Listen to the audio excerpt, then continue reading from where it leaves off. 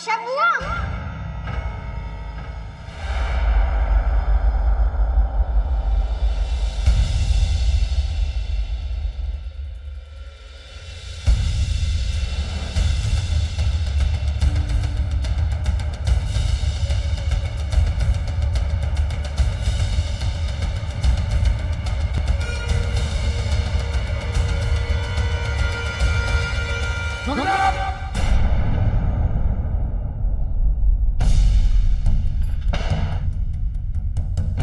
शर्म भी खत्म हो गई के साथ साथ में तारा जीवन का मोह भी खत्म हो गया जो मुंह उठा के आगे मारी दलीज पे। बापू साहब, इन्हें मैंने यहाँ बुलाया है। अरे किससे पूछ के नेता दिया इस हवेली के दुश्मनों को यहाँ पे आने का?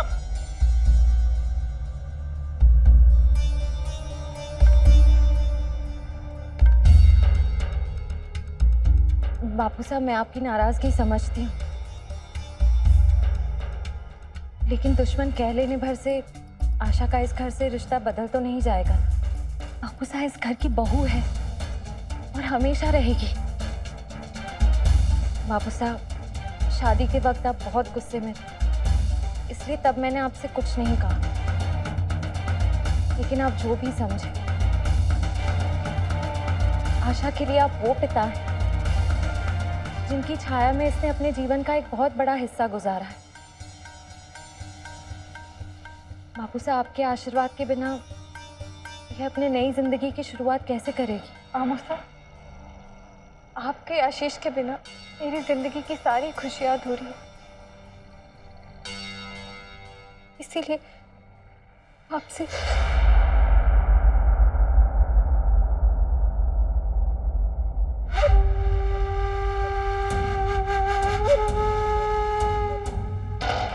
है भेंदनी, तू कहीं मार को क्या लो समझा है?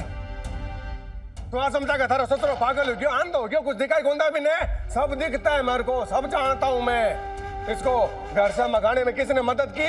तूने। मैं सिर्फ इसलिए चुप रहा कि तू हमारे सामने छोरे की लुगाई है, इस वास्ते चुप रहा मैं। और हमारी चुप्पी का क्या मतलब निकाला तूने? यही मतलब निकाला ना कि सारे ससुरे की रीढ़ की हड्डी तो है ही नहीं, जैसे कठपुतली की तरह नचाना चाहेगी नाच लेगा, जैसे मोड़ना चाहेगी मुड़ जाएगा। यही सोचा था ना तूने? ना ना भींतनी, गलत सोचा तूने। और इसका परिणाम आज तेरे को भुगतना होगा। काकू साहब, सुगना जीजी की कोई गलती नहीं, मैंने उनसे फोन पे। और तू क्यों नहीं करती मदद इसकी?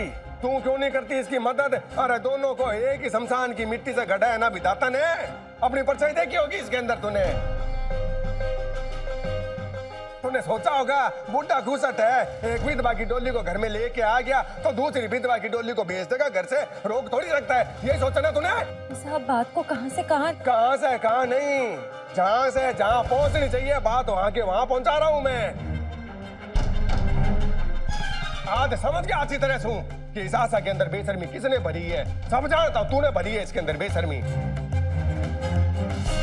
अरे इसके सामने चूड़ियां पहन पहन के दिखाती होगी, ललचाती होगी इसको, इसके सामने सिंदूर भर भर के इसको बढ़ावा देती थी। हमारे पगड़ी पे तो कीचड़ इसने उछाला, पर इसके हाथ में कीचड़ दिया किसने? तूने। अब उसका परिणाम भुगतने के लिए तैयार हो जा। ये क्या कहना चाहते हो आप? अरे बहुत कुछ कह लिया, अब तक कहते ही तो रहा हूं पागलों की तरह। अब करने की बारी है, करके दिखाऊंगा मैं। देखना तू, अपने इस हवेली की सफाई करूंगा, इस गंदगी को अपने हवेली से बाहर निकाल के। निकल जा हमारे हवेली से बाहर।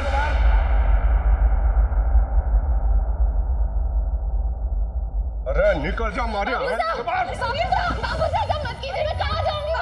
सवाल उस वक्त करना था जब आशा की मदद करने लगी थी, अब हमारी इज्जत से ऊपर से निकल गई है। मैं पूछ रही हूँ तुम्हारे क्या कर रहे हो आप? शाम को आ जाने दीजिए, मैं आपके हाथ जोड़ती हूँ। क्यों काहे कर लेते श्याम आके? अरे श्याम अपने बाप के विरुद्ध जाने वाला नहीं है। अरे देख लेना, चू तक नहीं करेगा जब उसको पता चलेगा उसकी बींदनी के करतूत। मामू साहब, आपकी नाराजगी मुझसे है ना, तो सजा मुझे दीजिए। ना जीजी को घर से मत निकालिए। आप जो कहेंगे मैं करूंगी। आपको मेरे सुहाग से तकलीफ है ना, तो ठीक है, उतार दूंगी मैं ये चूड़ियां, ये सिंदूर, और सब सब छोड़कर विधवा बनकर घर आ जाऊंगी। आप मुझे काशी छोड़ाना, लेकिन सुगना जीजी को घर से मत निकालो। अरे इन्हें ढकोसला से हमारी इज्जत वापस आने वाली नहीं है। थारे को ज्यादा दया आ रही है ना तो ले जा इसको अपने घर पे और जाके तीनों जना कीर्तन करना वहां पे। अरे तू निकल। ऐसा मत कीजिए काकू साहब, हम चले जाते हैं यहाँ से, तो सुगना जीजी को रहने दीजिए।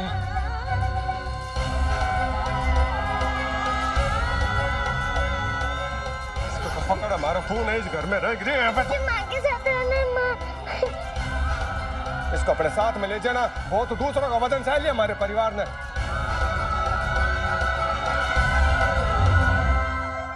अरे निकल इस घर से।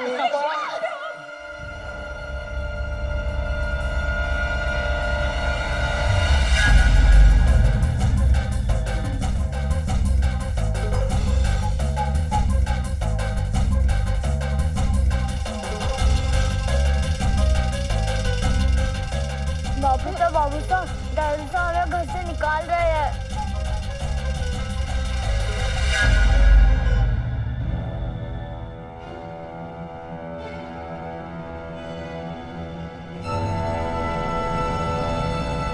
जिसे आप धक्के मारकर इस घर से बाहर निकाल रहे हैं, वो इस घर की बहू है, मेरी पत्नी है, और मेरे पीठ पीछे आप उसके साथ ऐसे जानवरों जैसा व्यवहार कैसे कर सकते हैं? जिसको अपनी पत्नी कह रहे हैं ना, इस घर की बहू बोल रहा है जिसको, उसके कारनामे सुनना पहले क्या किया उसने।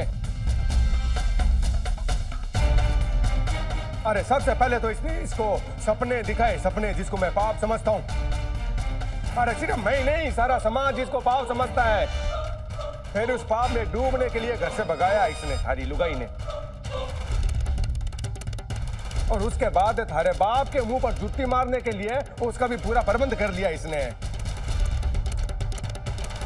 इन लोगों को अपने घर में नेता देने की हिम्मत कर ली थारी लुगाई ने, जिसके लिए तू छाती तान कर आंखों से घूर घूर के मेरे सामने खड़ा होकर देख रहा है ना। देख ले तू। अगर ये अपराध है ना बाबू साहब, तो आपका अपराधी मैं हूं, क्योंकि सुगना ने अपना हर कदम मेरी सहमति और मेरे आदेश अनुसार उठाया है। इसमें सुगना की कोई गलती नहीं है। आपका दोषी मैं हूं बाबू साहब, और सुगना का इस घर से नाता टूटने से पहले मेरा इस घर से नाता टूटेगा।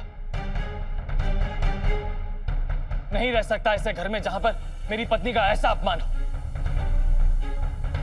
चल सुगना। रुक जा शाह। अरे रोको ना अपने बेटे बहू को, रोको ना। अरे जब ये खुद ही हमारे को बाप मानने से इनकार कर रहा है तो मैं किस घर से रोकूं इसको? हैं? रोको इसे। बाप जैसे बाप होते तो बेटा बाप को मान देता ना। इतने दिन तक चुप रही पत्नी बनकर, कुछ ना बोली, लेकिन आज एक माँ बनकर पूछती हूँ, कौन सा मान सम्मान ऐसा है जो औलाद से बढ़कर इज्जत रखता है? पूर्वजों को जवाब देने का डर है। आपकी ये जिंदा पत्नी हमसे सवाल करती है, किसने हक दिया आपको कि अपने घमंड के खातिर आप मेरी औलाद को घर से निकालो? याद करो जब इसका जन्म हुआ था किसी खुशी से नाचे थे आप। कहाँ गया वो प्यार आपका? आज ये माँ आपसे पूछती है, क्या ज्यादा मायने रखता है आपके लिए? आपका ये झूठा सम्मान, ये औलाद। दादा ने माँ तो चूर चपट करने की जरूरत नहीं है। एक माँ बनकर नहीं, एक पत्नी बनकर सोच, जवाब अपने आप मिल जाएगा तारे को। ठीक है, मारे को आपका जवाब मिल गया। आपके लिए आपका ये घमंड बड़ा है ना, तुम्हारे लिए हमारी ममता। आप अपनी पकड़ी की गांठें संभालिए, मैं अपने कालजे को संभालती हूँ। मैं भी चली जाती हूँ सुगना और शाम के साथ। हाँ तो जाना चाहती है ना तो जा इन लोगों के साथ, तू भी जा, निकल जा। पर जाने से पहले एक हमारी बात सुन ले कान खोल के। जब तू इस घर की दलीज लांग के गई तो फिर थारे शरीर का अंतिम स्नान करने के लिए भी इस घर में नहीं लाने दूंगा। सुन ले तो।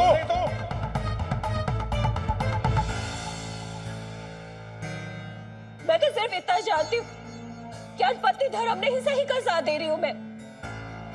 और इसके नाते अगर आप हमारे से हमारा अधिकार छीनते हो तो मैं भी इस पति से यह अधिकार छीनती हूँ कि मेरी चिता को आग दे।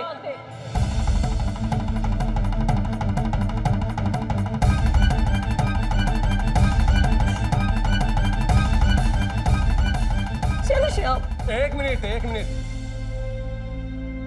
सगुन हमारे साथ में रहेगी, जानने का शौक है नहीं, निकलो, दफा हो जो, निकलो ऐसे बात।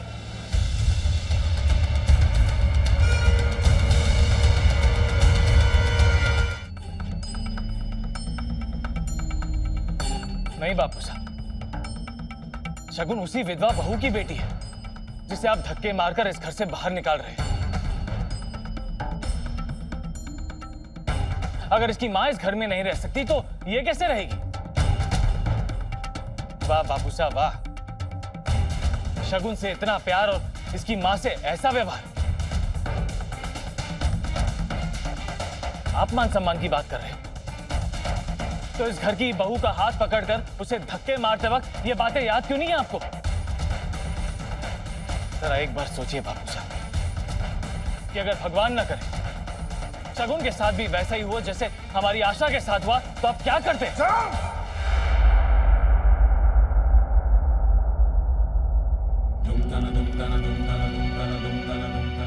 चुप गया ना बापू साहब?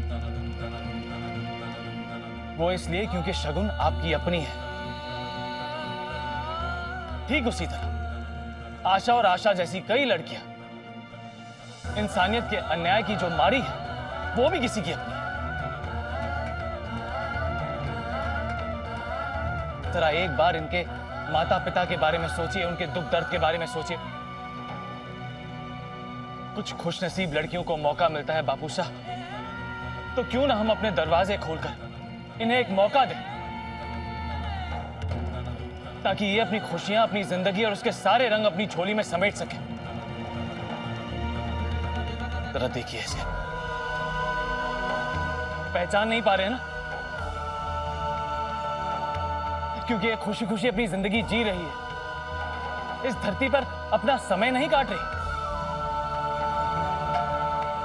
आशा और आशा जैसी विधवाओं को जीने का मौका देना समाज, मानवता और हम सबका कर्तव्य है और इनका अधिकार।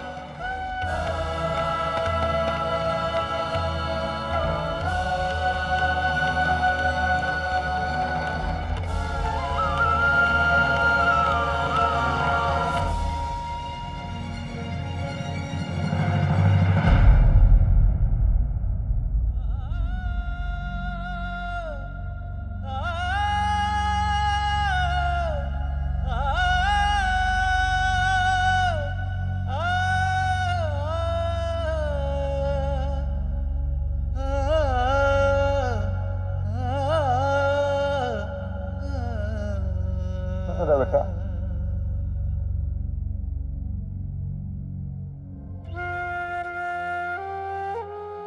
गलती होगी हमारे से, सामला गलत रास्ते पर था मैं। हरी बात एकदम सही है, मैं गलत था। बापू साहब, अगर आप दिल से अपनी गलती स्वीकार करते हैं तो आपके पास एक मौका और है।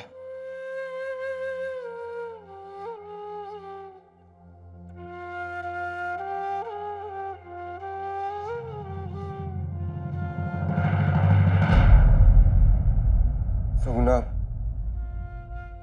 बेटा, वैसे तो इतने टाइम से इस घर में बेंदनी बन के रह रही है। हमारे को लगता है कि आज सच्चे मन से मैंने थारे को अपने घर की बेंदनी के रूप में स्वीकार किया है।